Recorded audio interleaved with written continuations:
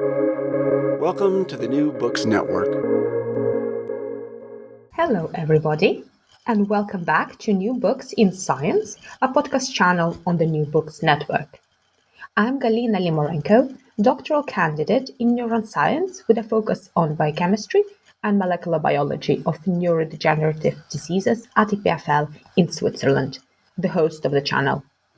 Today we'll be talking to Eben Kirksey, the author of The Mutant Project, Inside the Global Race to Genetically Modify Humans.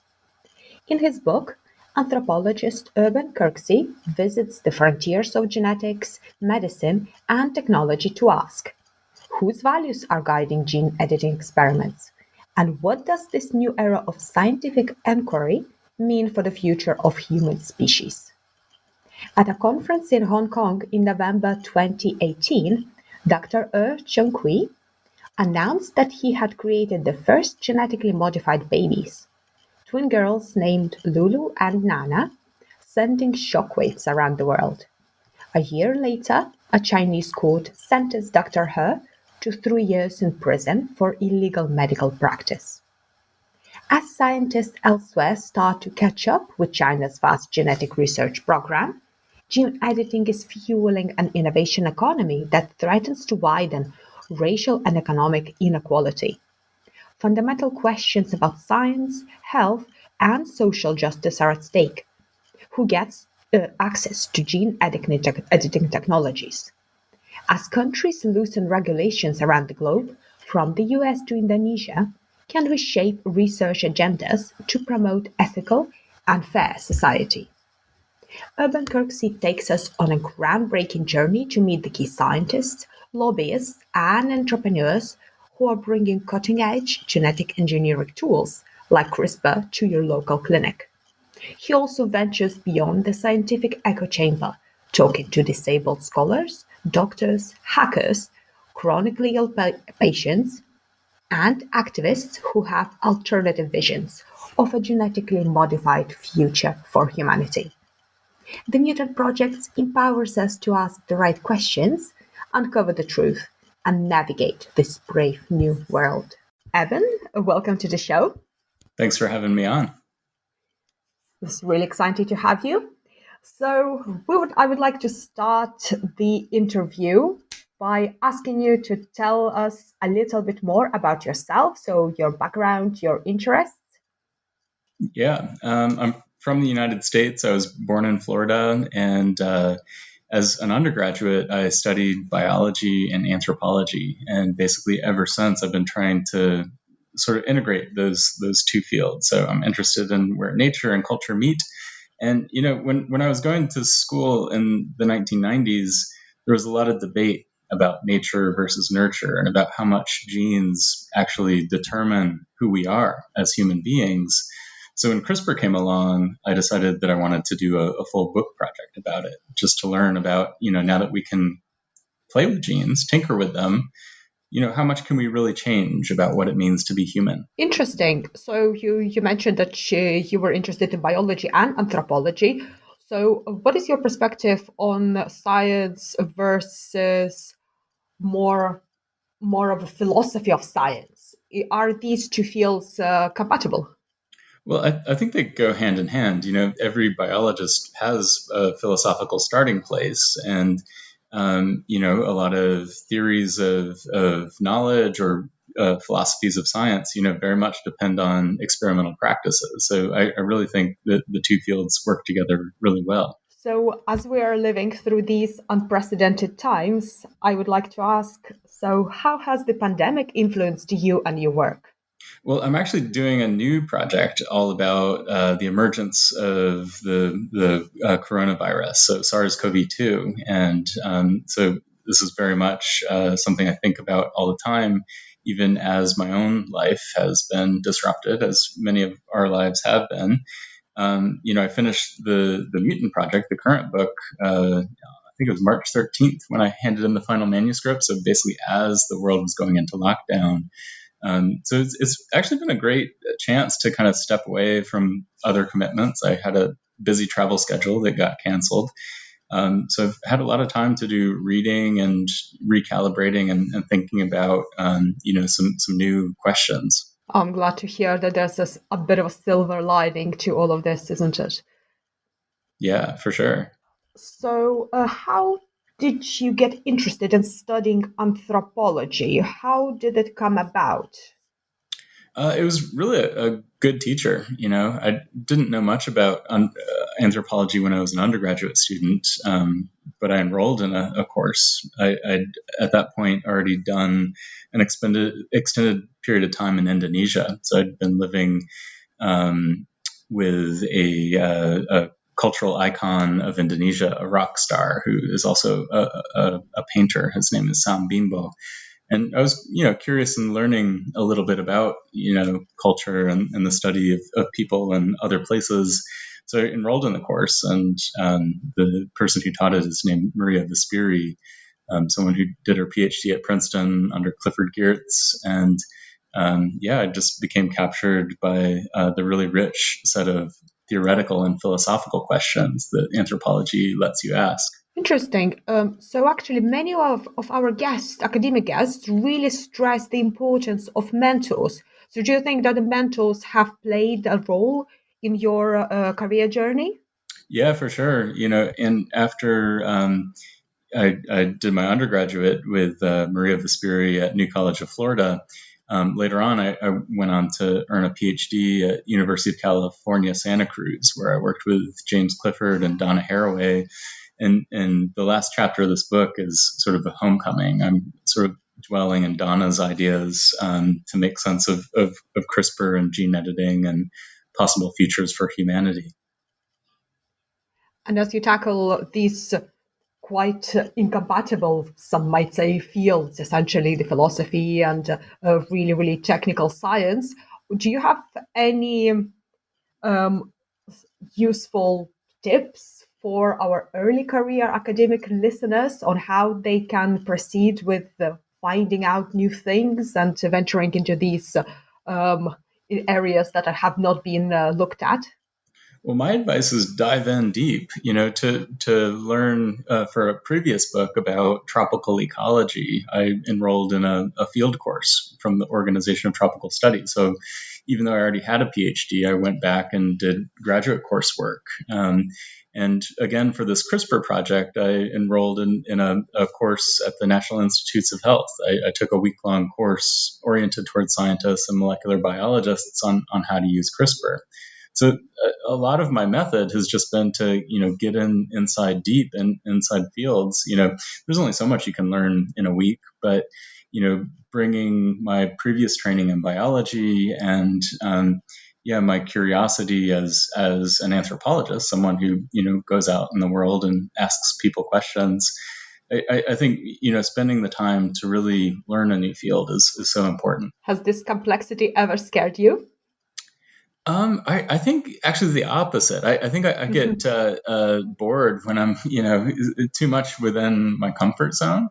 There's a way that, if you become too specialized, you can basically be working on the same problem for 30 years. And I find, in some ways I still am working on problems that are at play in these different sites. One of the key ideas that I follow to multiple sites in my different book projects is the idea of hope. I've done that in a political sense with my first book. My second book, Emergent Ecologies, was looking at hope in this time of mass extinction. And now I'm looking at the hopes that are attached to CRISPR and all of the sort of the biotechnology economy, the speculation that is in that space is really just animating a lot of dreams about the future. So, in some ways I can take ideas that I've developed elsewhere and apply them to this project, but I really like to, poke around in new fields. And now I'm diving deep into virology. So it's a lot of fun to, learn these fascinating new things that other people have been working on for a long time. That's very refreshing to hear. So, how did you come about writing this particular book? Well, I should say that I thought I was done with this book when I showed up at the Gene Editing Summit in Hong Kong. I was invited to speak on the ethics panel, And, I showed up for the summit, and I had a manuscript that was pretty much done, ready to send to the publisher. And then I was in this moment of history when the world's first genetically modified babies had just been announced. And so I slowed down and went to mainland China to do more field work. But yeah, many years before, I guess about 4 or 5 years earlier, a friend had invited me to the first summit. So that one didn't get as much press. It happened at the National Academies in Washington, D.C. And, at that point, we could see it coming. If anyone was paying attention to CRISPR gene editing, you could see that there were people speculating that this is relatively easy to do. Someone's going to do it soon. I sort of ended up at that first summit kind of by accident. A friend was going and invited me to come. I just finished emergent ecology, so I was looking for a new book project. I was teaching at Princeton at the time. And yeah, I saw all these presentations, not only about CRISPR, but other tools like zinc fingers and talons that have been used to do pretty much the same thing. These tools go in and break the DNA double helix, producing a double-stranded break where targeted mutation happens, mutagenesis.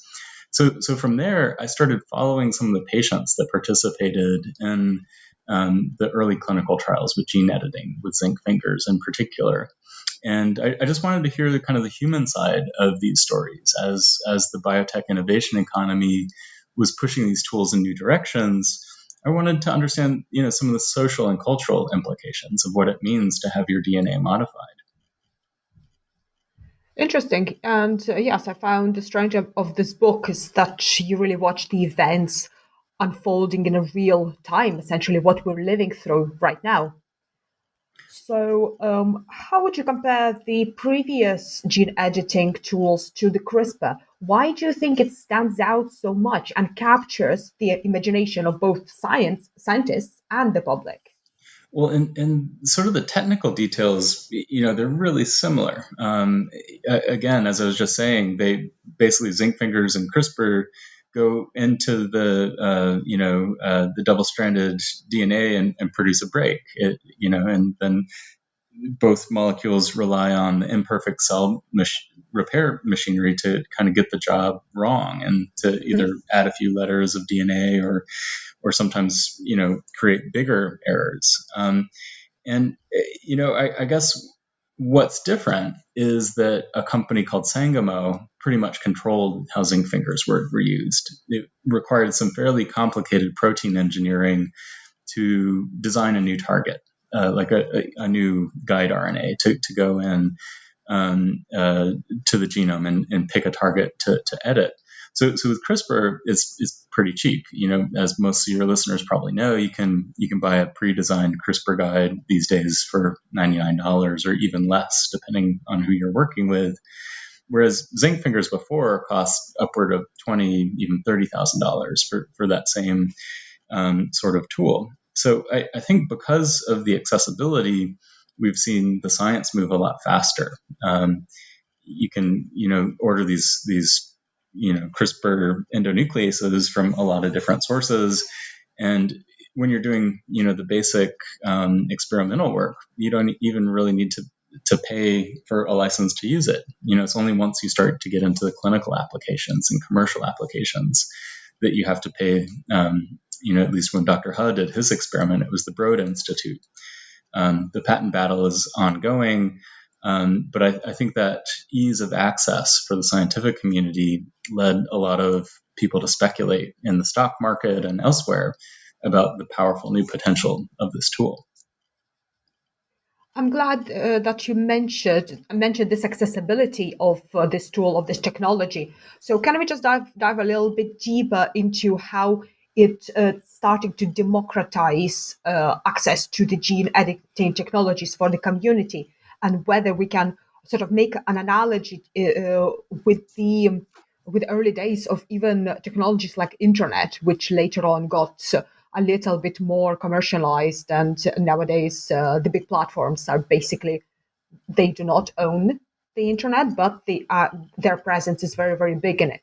So do you think the CRISPR has the potential to go in that direction as well, where the big companies might be able to really monopolize or something in that direction of all of this technology side of it? So for the book, I followed some biohackers, so people who very much see themselves as the sort of computer hackers of biotechnology, using some of them those same ideals of open source technology, of disruptive innovation that sometimes is at the boundaries of the law. If you look at some of the early internet pioneers, someone like Sean Parker, who basically made pirating music really easy with an app called Napster. He became a Silicon Valley billionaire. He's currently invested in the CRISPR space.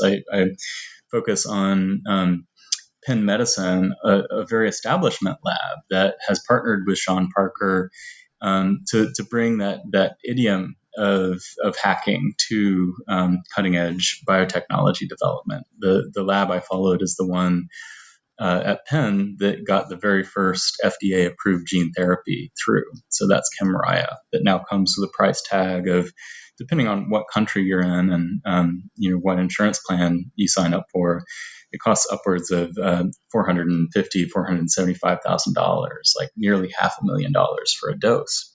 So this new generation of biohackers see themselves, at least some of them, as the Robin Hood, kind of stealing from the rich and giving to the poor. The idea is that they're taking these powerful new tools and trying to develop their own applications, sometimes, again, in situations that are at the boundaries of the law.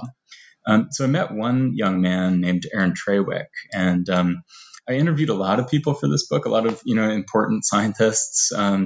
What stands out from my first encounter with Aaron is that he was an hour late, which hadn't happened to me ever before. I sat there in the restaurant earnestly waiting, and he showed up, and he was comparing himself to Steve Jobs and talking about his grand aspirations for using these tools. He showed me a Google Docs spreadsheet of what he called low-hanging fruit, genetic targets that he wanted to manipulate, not necessarily with CRISPR, but with other gene therapy technologies.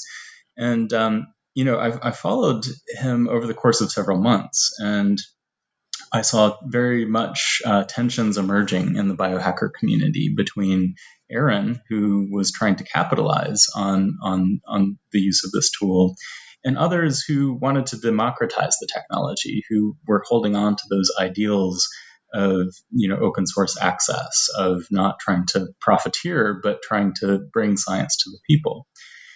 Ultimately, none of the therapies that they were working on worked, sort of showing that having an established lab with a bunch of postdocs and PhDs and a lot of budget for reagents and supplies and all those other things, it's not as easy as it seems.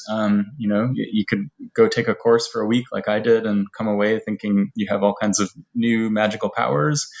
But as anyone who does bench science knows, like this stuff isn't so easy to get to actually stick in the world. So the biohacking experiments that I followed in some ways imploded because the science simply wasn't there.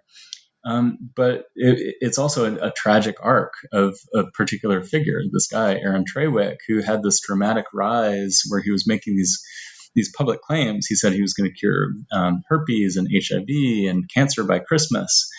But then he was basically taken down and ridiculed by his fellow hackers, and ultimately ended up dead. Not quite a suicide, but probably a drug overdose. And so the chapter that focuses on biohackers explores that tragic narrative of someone who kind of brought this young idealism. He started out as an environmental activist and before he came to biotech, but really kind of replicated the very thing that he was trying to overthrow, which is the big business mentality that is pushing profit ahead of patient health and well-being. Yes, quite tragic and very, very interesting chapter I found on that. So the CRISPR itself opens up a new area of dilemmas in the legal field as well. So with regards to who owns the CRISPR itself. So can you tell us a little bit more about that? So I'm not up on the very latest of the patent battle, but the basic story, as many of your listeners probably know, is that two women pioneered the use of CRISPR for gene editing, Jennifer Doudna and Emmanuel Charpentier. And then some men from Harvard and MIT, who shall not be named, became patent trolls, to put a word on it. I've got a perspective on this. And, I think the scientific community also has a perspective on this. Two Nobel Prizes were awarded this year to Doudna and Charpentier, and they were not awarded to the people who filed patent claims right after them. So, this is a really big question. Who owns CRISPR, and how is it going to be used, and how is it going to be monetized? One of the surprising things that I discovered when I was getting deep into the details of Jiankui's experiment that produced the twin babies, Lulu and Nana, in mainland China, I found an invoice from the Broad Institute in Boston, the people that made claims to patent CRISPR. This was no small invoice. This was for $150,000. So, there's big money to be made. And, in part, that invoice tells a story of international collaboration. Many people like to see Dr. He as a rogue, someone who is operating independently, but he was very much invested in this international innovation economy that was, again, pushing power and profit ahead of, a deliberative conversation about where this technology should be headed. And yes, it also touches on the bigger question on how can you own some sort of biological material or biological sequences. That the big milestone was when court decided that you cannot own human genome sequences, like gene sequences. But for example, for CRISPR, can you own the guide RNAs? So the guide RNAs are those parts of the CRISPR complex that tell where to go, the CRISPR enzyme itself, and where to cut your DNA. So if there's a specific target, can the big companies patent these guide RNAs? And do you think that could also bring further inequality on the access of or even development of new medicines and new approaches to treat diseases, for example, genetic diseases? Yeah. So again, anyone who's worked in a lab knows that science is a collaborative enterprise. And the way that rewards are structured right now in many disciplines is that, the one person gets the Nobel Prize. The one lab gets the patent, and then that university makes a lot of money. And whether or not the PI sees that money is also another question. So I think, we could use these cases to reflect back on some of the more fundamental questions about science. Is this the pursuit of truth? Is this the pursuit of knowledge? Is this the pursuit of medicine and goods for all of humanity? Or are these profit-driven enterprises? And in part, these are conversations about politics and economics. At least in the United States, decisions were made in the last 20, 30 years to sort of defund a lot of the basic research. So a lot of the research and development funds that are currently at play in the United States come from private enterprises. So big companies like Novartis that manufacture and develop these gene therapies, like the one I was talking about from Carl June's lab at University of Pennsylvania, they say, we have to charge these exorbitant figures for these treatments. But we could imagine a different society where, and there's actually a bill before Congress right now, the Endless Frontier Act, which would try to bring the U.S. funding back to the levels it was, to sort of compete with China. And I think that even the nationalistic framing of the scientific enterprise, subtitle of the book is the race to genetically modify humanity. And, why does it need to be a race? Why does it need to be a competition? Why does one country need to best another and sort of an international quest for soft power? So these are some of the themes that I explore in the book. Part of what motivated Dr. He and his experiment is that he saw that it would be a real win for China. If they could do this first and do it right, the international community would recognize, like, China has become a real innovator in the field of biotechnology. there's very large investments, $20 billion in synthetic biology, the field that seeks to redefine life itself. And, China's trying to become a world leader.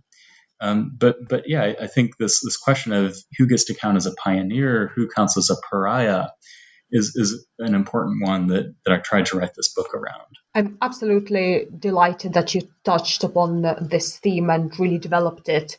So I wanted to ask, in your research and your communications with such a wide plethora of people at different stages of their careers and their lives, so have you noticed perhaps the shift towards more community-based scientific enterprise rather than more like one single scientist-based approach to how we perform science? For example, like genomics and large proteomics experiments, they are not done by a single scientist. They're done by huge teams of them. So do you think movement away from the prizes like a Nobel Prize for a single person and towards more group-based appreciations is a little bit more realistic with what we can do with the big data? Yeah, I think it could be a really interesting, turn of events if we saw the Nobel Committee really reframe how these big prizes are awarded. It's the sort of the mythos of the lone genius is one that is out there in popular culture. There's been some great books. A friend of mine wrote a book about Einstein and sort of how his genius emerged amidst a war. It was in part a story of the Second World War.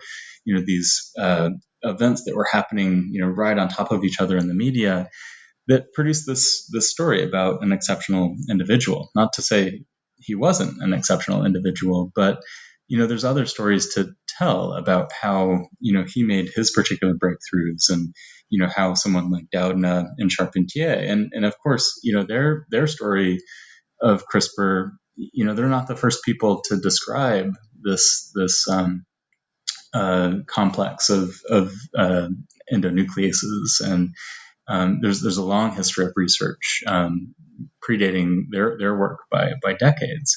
So yeah, again, rethinking about how credit is given, how power and profit flow through these networks, I think is a really important thing to think about, and that's something that with an anthropologist's eye, I try to get inside of these cultures and understand how power and the flows of capital were really shaping the future research agenda. And of course, there are people who want to look like the lone genius, aren't there? So can we then transition to talk a little bit more about specific case of Jiankui and what has happened? Yeah. So, Well, I could just go right there on the lone genius if you want. yeah, for sure. All along the way, from when he was a little kid. So for starters, he grew up very poor. He grew up in one of China's impoverished provinces. The house that he was born in 1984 did not have electricity. There were no roads. There were no telephones. He came out with the umbilical cord wrapped around his neck, and there wasn't even a midwife, not even someone with informal training. But it was just, a family friend who came and cut the umbilical cord and hoped for the best. They didn't have time or resources to go to the hospital, which was about an hour and a half away. So here's someone who very much embodies the story of the China dream. The China dream is an explicit national policy right now. President Xi has called on his people to become a country of innovators. He wants to change this idea of made in China, something that historically has implied inferior quality, maybe a copycat mode of intellectual property theft. He wants to change that into created in China as the new national motto. So Dr. Ha very much embodies that. He excelled at school. He went from this rural school to a rather well-known university in mainland China before pursuing a PhD fully funded at Rice University in Texas. And, through that journey, you're learning a lot of lessons. Being an Asian American in a U.S. Anglophone research culture, that comes with its own set of challenges. There's a lot of mistrust between the U.S. and China right now. There's active FBI investigations that are targeting some Chinese scientists. So, it was in this kind of awkward, uncomfortable relationship between the U.S. and China that he grew up. But very much he now is, or was, until he was eventually imprisoned and sentenced with 3 years in jail. He saw himself as following in the footsteps of Watson and Crick. Watson visited his campus in a moment that I recreate in the book, and Dr. He asked him if he thought, when he described the DNA double helix, if he wanted to think about modifying humans' genes, and he said, yes, of course, and the aim should be to make people better. That's what Watson reportedly said. The president of Dr. He's university, after he was recruited back to mainland China with this program called the Peacock Plan, that's about recruiting overseas Chinese talent back to mainland China. He was mentored by his university president, who basically really wanted to produce more Nobel Prizes. China has had a number of Nobel Prizes over the years, and basically the university president said, we don't want our faculty to be wasting time on small and consequential projects. We want you to be taking risks. He was reading the biographies of Steptoe and Edwards, who made the first IVF baby, Louise Brown, one of whom eventually got the Nobel Prize for that. So he very much imagined himself in this tradition of geniuses, tradition of the person who's willing to take the risk to do the experiment that no one else is willing to do. And by most accounts, he was totally surprised by the reaction of the scientific community, by the reaction from, he had support from Beijing. One of the things that I detail in the book are all the different Communist Party officials that supported this venture. So he was very surprised to watch all that support dry up, to watch pretty much all of his collaborators distance themselves, whether it's the international collaborators or the communist officials. So yeah, I think it relates directly back to what we were just talking about. This quest to be the pioneer, to be the lone genius, and I think he took that risk and ultimately suffered the consequences when society deemed that this technology was not ready to be used in the way that he used it. Yes, that's really, really interesting. Really getting an insight into the ideology and the life history of the main pro or antagonist of the story. Perhaps I will leave reader to decide. So, what exactly then happened? What was the big news in the world, which was just unanticipated, or perhaps some people anticipated it, like you already mentioned in the beginning? But what happened during that conference in that hotel? So basically, the news was that the world's first genetically modified babies had been born. That captured the headlines. And, in the moment, people were wondering, is this real? Is it a hoax? He announced the experiment in an unconventional way. At least it appeared that way from the outside. Instead of publishing a paper, he posted videos on YouTube where he claimed that 2 baby girls had been born as healthy as any others, Lulu and Nana. When I got into the lab, and my access happened after he was detained, so I never actually directly interviewed him. I wrote a whole book that, as I said, there's other chapters in the U.S., but a lot of it is really about him. I got access to internal documents from the laboratory, unpublished data, unpublished papers, but also video recordings of him doing the participant consent with the patients. I interviewed some of the patients themselves. So I really got a lot of detailed backstory about this figure. And in some ways, what he did was pretty simple. So we have this established procedure in vitro fertilization, IVF. The year he did this experiment, 2018, was the 40-year anniversary of the first IVF baby, Louise Brown, born in Steptoe and Edwards' lab. So he took that established, mature technology and he put CRISPR into the mix. And he did 3 injections of the CRISPR endonuclease. He did one moments after conception, and then 2 more after cell division had taken place. And the aim was to knock out a single gene, the receptor for CCR5. And that experiment had been done before too.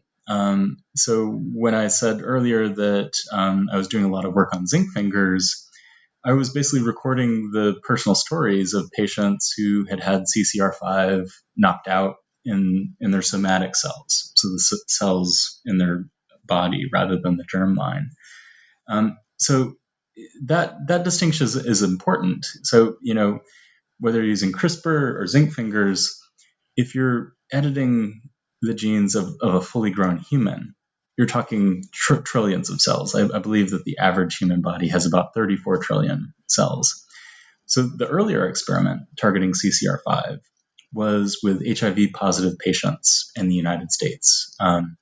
They took out about 1 billion blood cells, 1 billion or 2, give or take, and they targeted that gene, CCR5.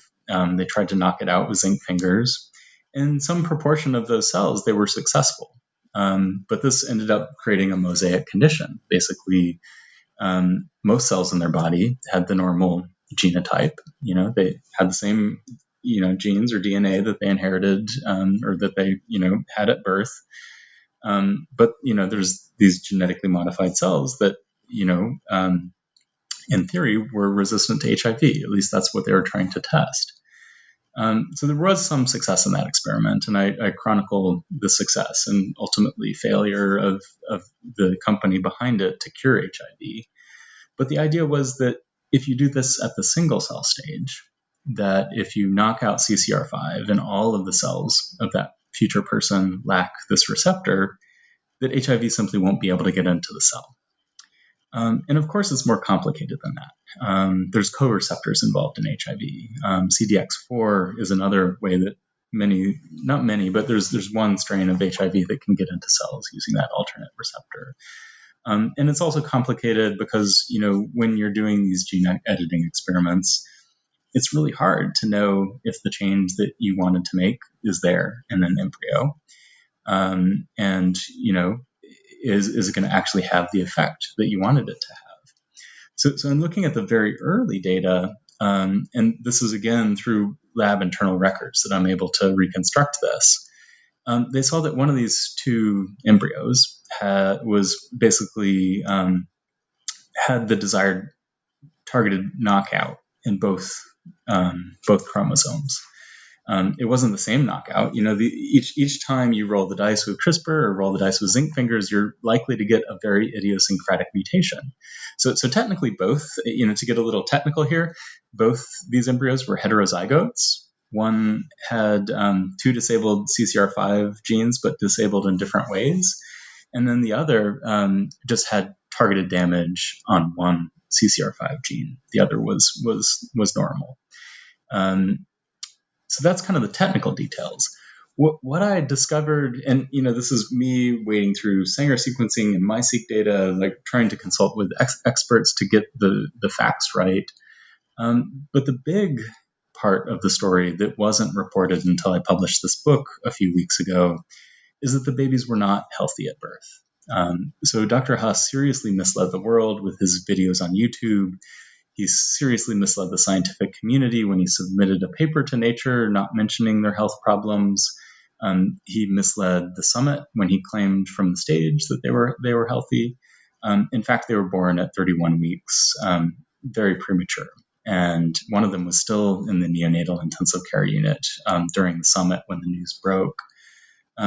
So I learned that those videos had been pre-recorded. The idea was that once the babies were released from the hospital, that's when they would release the videos. And in the book, I go into the nuances of how do we interpret this. It's very difficult. So for starters, we don't know if they're resistant to HIV. That experiment was never done. They'd taken some cord blood at birth, and the idea was to, challenge those blood cells with the HIV virus and see if they were susceptible or resistant.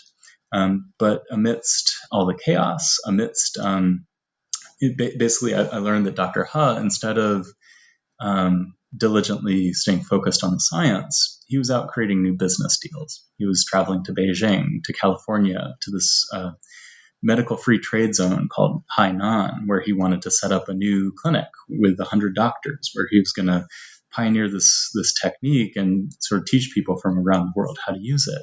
So he was more concerned with that than getting the science right.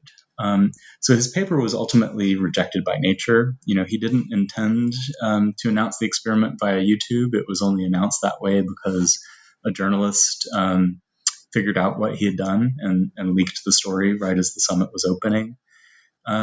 So in the book, I try to tell a nuanced story. I don't sort of simply dismiss this guy as monstrous as some of the press did at the time. I try to tell his story, but I also take his ethical missteps very seriously. And this experiment caused harm. One of the missteps he made was implanting two embryos at the same time. If he had had clinical experience, if he had had knowledge of reproductive medicine, he would have known that that's not good clinical practice.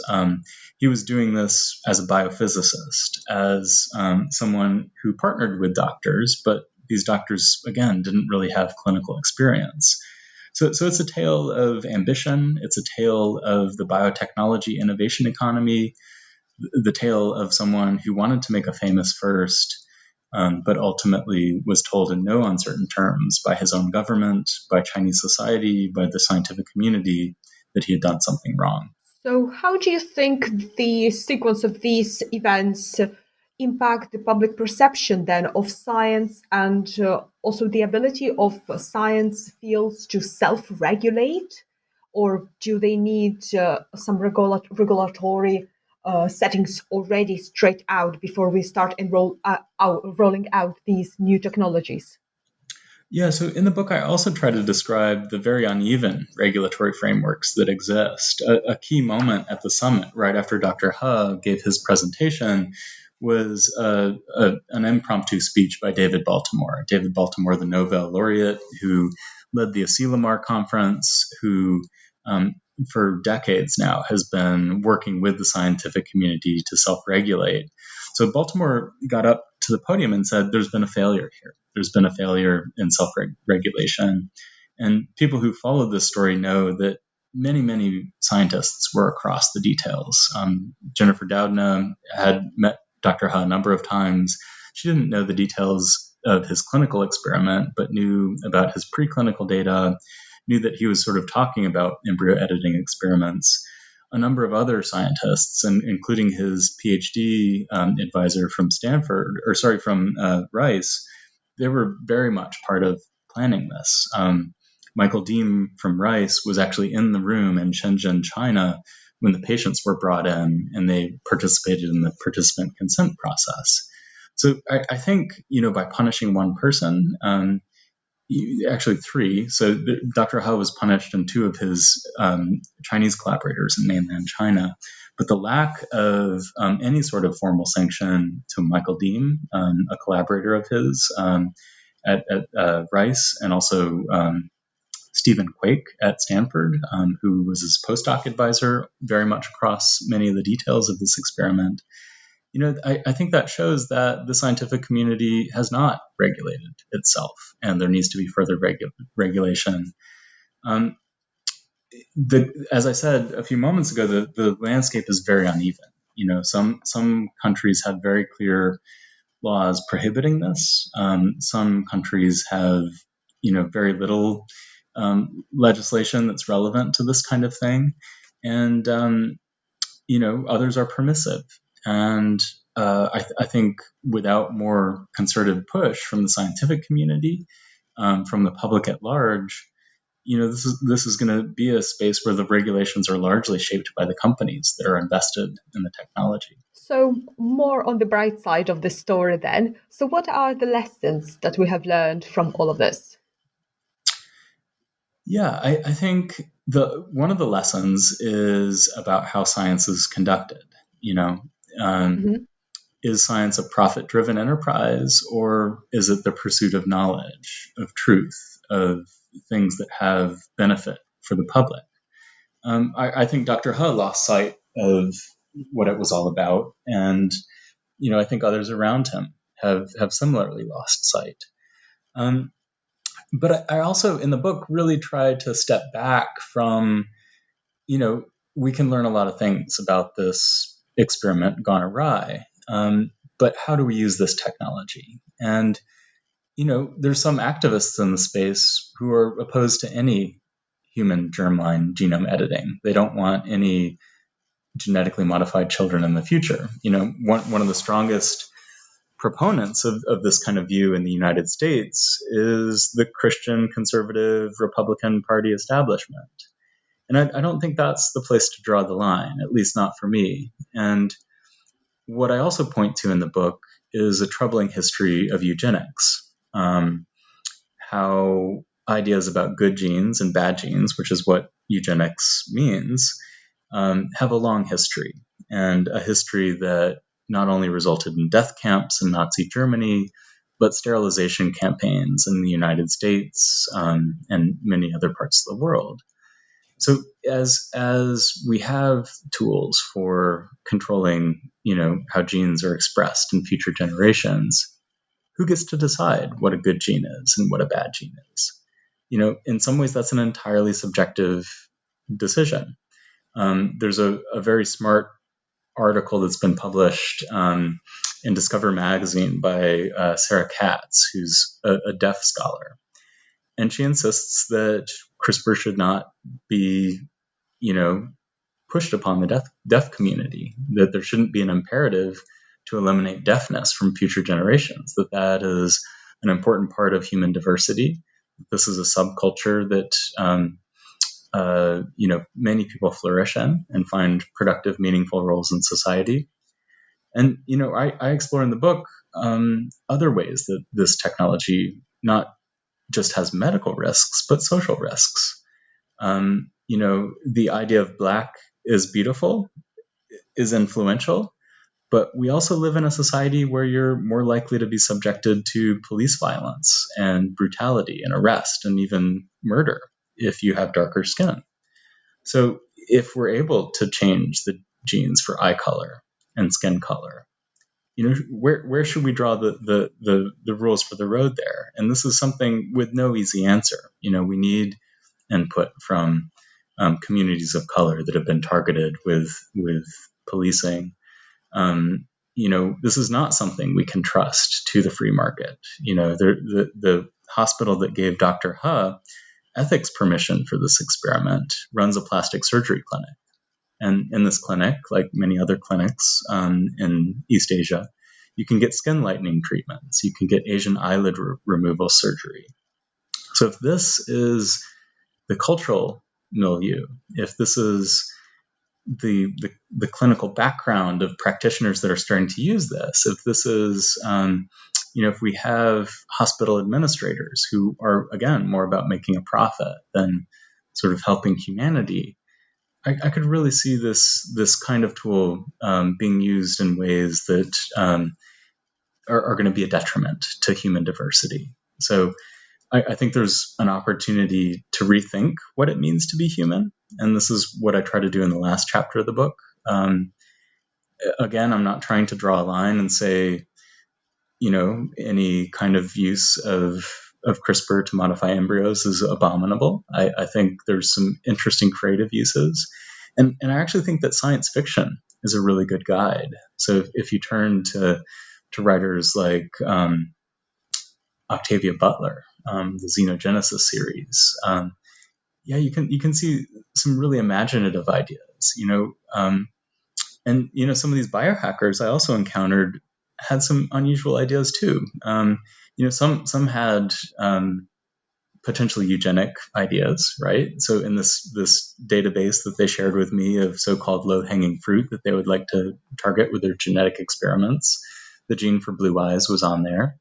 But they also had another gene that would lead to tetrachromacy, this ability to see millions of new colors. And, why limit ourselves to the current visible spectrum that humans have? Why not, develop new abilities to sense the infrared? There might be risks, our brains aren't particularly necessarily wired for that kind of input.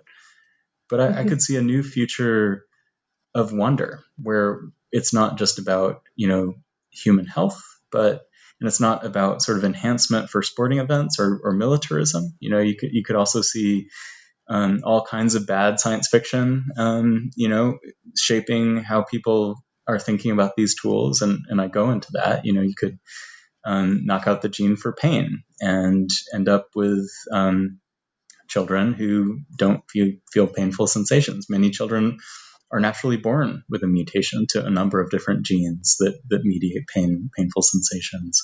But those children are prone to serious injuries, and they have reduced life expectancy. So you could see how military planners might envision a soldier that it has enhanced capacity on the battlefield because of an inability to feel pain. But is that something we really want to engineer into future children? Well, I'm the first in line for ultrasound hearing, I think. So I really appreciated how you shined a light in a book that, irrespective of the cutting edge technology, the science itself is still done by humans. And it is who are the subjects to biological, cultural norms overall. So, from your anthropologist perspective, then if we can change the genetic makeup of our children, should we? Yeah, and I still don't have like a simple answer for that, And in part it's also a question, should we just like open this up to any kind of parent to make whatever choices they want to make? So if you look at the state of play in the United States again, and I keep bringing up the US because that's where I was born and have most cultural familiarity. Right now, there's very little legislation. If you want to get a embryo tested for genetic markers of various sorts, there's really no legislative framework saying, you can't test for blue eyes, you can't test for skin color, you can't test for, genes with some sort of tenuous links to intelligence. There's a lot of companies that are in the space right now that are claiming all sorts of inappropriate things that you can tell the aptitude of your child to play soccer or make music. In many ways, they're peddling junk science. So I think it's a question of how these decisions are mediated, like who gets to control these decisions. So I think I'm all about embracing new technologies and thinking creatively about possible uses. But I want to hold kind of the dystopia together with my utopia. Like the book chronicles some amazing new medical breakthroughs, like that pricey gene therapy I told you about, Kymriah from Carl June's lab. That treatments like that could make chemotherapy obsolete. My mother went through chemotherapy, and watching someone lose their eyebrows and lose their hair and get a brain fog like chemo brain, it's a horrible thing to go through. So if we've got tools to take that kind of suffering out of humanity, I think they're important to use. But it's also who gets access to those tools. I also, as an anthropologist, have worked in parts of the world where modern ultrasound isn't available. I wrote my first book in the highlands of West Papua, where many children die every year of diarrhea, where cholera is still rampant, where measles, you can't get a measles vaccine, even though that costs like 50 cents to manufacture and distribute. So in this world of profound medical inequity, can we responsibly use these technologies and entrust an elite to make good decisions about how they should be used? So I think these are incredibly complicated questions, questions that I think, we should all start paying attention to. It's easy with all that's going on in the news right now to lose sight of some of these bigger picture issues. But it's also, in a pandemic, it's great to get away from the screen a little bit, curl up with a book, and investigate. Yes, for sure.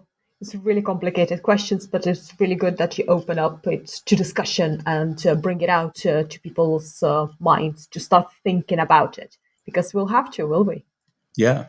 And the way that I tried to write the book is, I let readers come away with their own answer to that question. Should parents be allowed to genetically modify their children? I sort of try to present the facts as I see them, the facts of life, genetics and, gene editing, but also the facts of life of racism and eugenics and, social and historical reality. Excellent.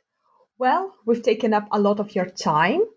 So can you tell us what are you working on now? You already introduced us a little bit, maybe a bit more about your project? So right now I'm forming an interdisciplinary team and writing grants to try to basically get at this very important question, what produced the SARS-CoV-2 virus and the current pandemic? So if you push and poke at a lot of the origin stories, they don't hold up. And I'm not just talking about, Trump's wild accusations that some rogue researchers in Wuhan manufactured a bioweapon, but I'm also talking about the stories about pangolins and bats and a wet market. So when you really push at the empirical details, each one of those stories doesn't quite hold up to critical scrutiny. The very first patients with SARS-CoV-2, the first 3, in fact, didn't visit the Wuhan wet market. There's now a paper that's just published from Italy finding antibodies to SARS-CoV-2 in September 2019. So the emergent story could be something totally different that we're not able to, clearly identify right now. So I'm just going to be digging deep. It's going to probably be a 4 to 6 year project. So in a few years, check back in and maybe I'll have an answer. You're always welcome with a new book. Great. But this sounds really, really interesting. And yes, as you said, there's just so much complexity overall going on. So I'm sure it's going to keep you very busy. Yeah, and I'd also like to say, if anyone else out there is working on that question, I would love to collaborate. I've got a weekly reading group. It's the multi-species coronavirus reading group. And we're basically just going through the primary literature trying to answer this question, what produced the emergence of SARS-CoV-2 or COVID-19. And how is it reachable? How can we reach so you can Google me and send me an email. I'm also on Twitter, Facebook. My website is ebenkirksey.space. And the coronavirus reading group is on my university's website. So I'm at the Alfred Deakin Institute in Melbourne, Australia. Excellent. Really interesting. And where can our readers find out more about the book? You can buy it. There's an audio book version. There's a Kindle version, which is easier for folks if they live outside of the US or Australia. So it's available on Amazon, Australian edition, UK edition's coming out in March. It's available in Korean and Russian sometime soon as well. Excellent. And do you have any last messages for our audience? I'd say just, keep doing interesting science, and let's collaborate. If anything I've said today resonates, feel free to reach out on Twitter or Facebook. Oh, that's an excellent statement of what we discussed earlier about more collaborative science, isn't it? Yeah. Okay. So thank you so much, Eben, for joining me today. That was absolutely delightful. So today we were speaking to Eben Kirksey, who is the author of the Mutant project, Inside the Global Race to Genetically Modify Humans. Thanks so much. Okay, so thank you and bye. Bye.